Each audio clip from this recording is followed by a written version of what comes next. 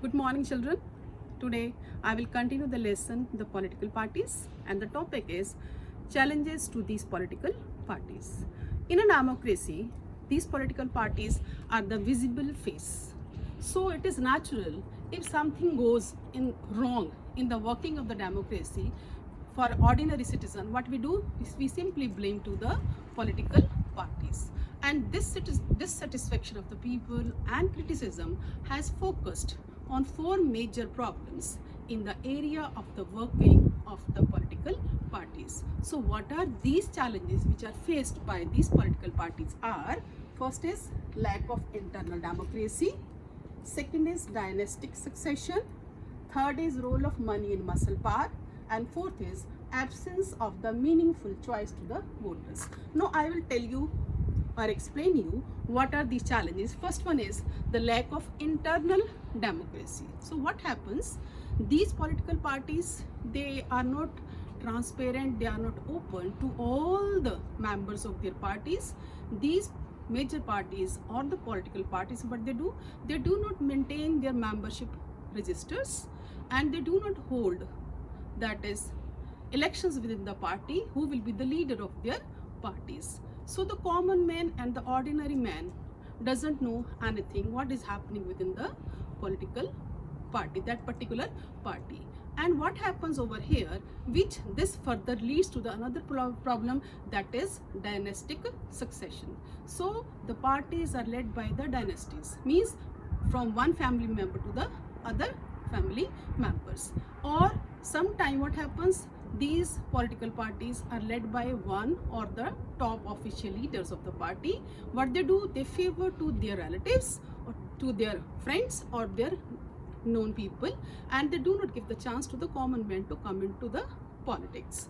And what happens, so they face the problems which lead to further, that is the role of the money and muscle power. What is the challenge nowadays, that the political parties, they offer the seats to the people in their party only those are having the money, or they can raise the funds for the parties. So nowadays what happens, the rich people or the big companies, they give the funds to these political parties. And why do they give funds? Because they want the favoritism from this particular party in making the policies in their favor. So all over the world, the Democrats all over the world, they are worried about the growing role of these rich people and the companies in the democratic politics. And the next challenge is absence of the meaningful choice, means the voters in the elections, they are not given the proper choice to whom to elect and select. Then for example, in Britain, where the biparty system, that is the Conservative and Labour parties, these both the parties, what they are having, they agree on the fundamental aspects, but only what is there, they vary only in the making of the policies and their implementation. Moreover, in our country also, all these major parties, they are having similar views on the economic policies of the government, and there is a little difference on these parties. But now how can we reform these political parties? Here are some steps we can reform the political parties are: the constitution was amended to prevent elected MLAs and MPs from changing the parties, and this was done because many elected representatives were indulging in defection in order to become ministers or for cash rewards. Now what is the defection? A term can be asked in the paper, that is means a candidate changes his allegiance to the other party and he gets elected from the other party. Next is, now it is mandatory for every candidate who contest elections to file an affidavit. It is also a term, affidavit. What is this? That is means a signed document by a candidate which he has to hand over to the officers, and where he makes a sworn statement that is giving his or her personal information, that is of his personal information related to property and criminal cases pending against him. Next is, the Election Commission passed an order making it necessary for the political parties to hold their organizational elections and file their income tax returns. Now, other than these, which are efforts and the measures taken by the government, there are other suggestions which are not accepted by the political parties. What are these? It should be made mandatory for the parties to give a minimum number of tickets, about 1/3 to the women candidates. Similarly, there should be a quota for the women in the decision-making bodies of the party. There should be state funding of the elections.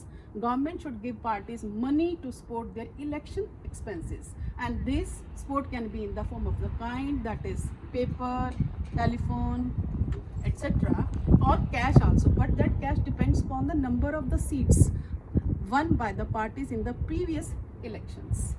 Next is, a law should be made to regulate the internal affairs of political parties. It should be made compulsory for the parties to maintain a register of its members, to follow its own constitutions, to have an independent authority, to act as a judge in case of party disputes, and to hold open elections to the highest post.